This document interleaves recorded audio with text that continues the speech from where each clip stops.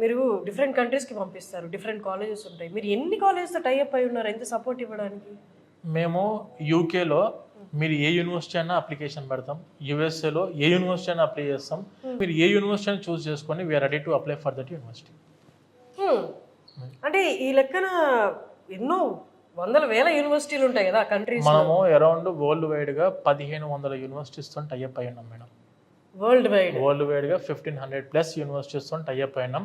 Student ఏ ప్లేస్లో ఎక్కడ ఏ university ఉన్నా ఆ యూనివర్సిటీకి అప్లై చేయమన్నా వాళ్ళ యొక్క స్పెసిఫికేషన్స్ని బట్టి మనం ముందు ప్రిఫరెన్స్ అంటే ఆ యూనివర్సిటీస్కి అప్లై చేస్తాం.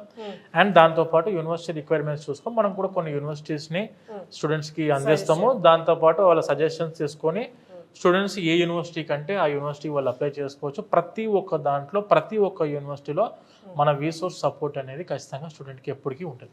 బట్ మన మాటల్లో ఎంత చెప్పుకున్నా ఒక ఆథెంటికేషన్ అనేది ప్రూఫ్ చూపిస్తే దానికి దీనికి అసలు రిలేషనే లేదు. ఒక ప్రూఫ్ అనేది మొత్తం ఆన్సర్ చేసేస్తుంది అన్ని క్వశ్చన్స్కి. అలాగే ఇన్ని కన్సల్టెన్సీస్ ఉన్నా వై వీసోర్స్ ఆథెంటికేషన్ ఏంటి వీసోర్స్కి?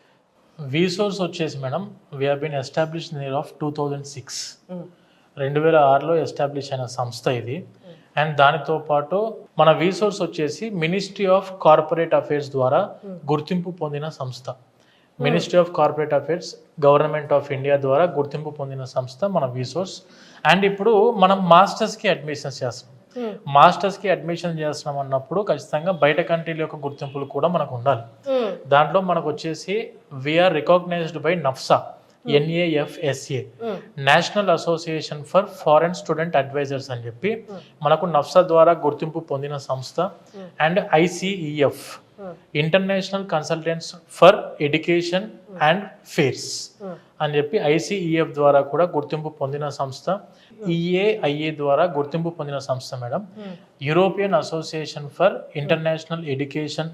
అసలు మీరు ఈ సర్టిఫికేట్స్ అన్నీ కూడా వీళ్ళ ఆఫీస్లో గోడ మీద ఫ్రేమ్ కట్టించి పెట్టించున్నారు. మీరు ప్రతి ఫ్లోర్లో ఇవి చూడొచ్చు.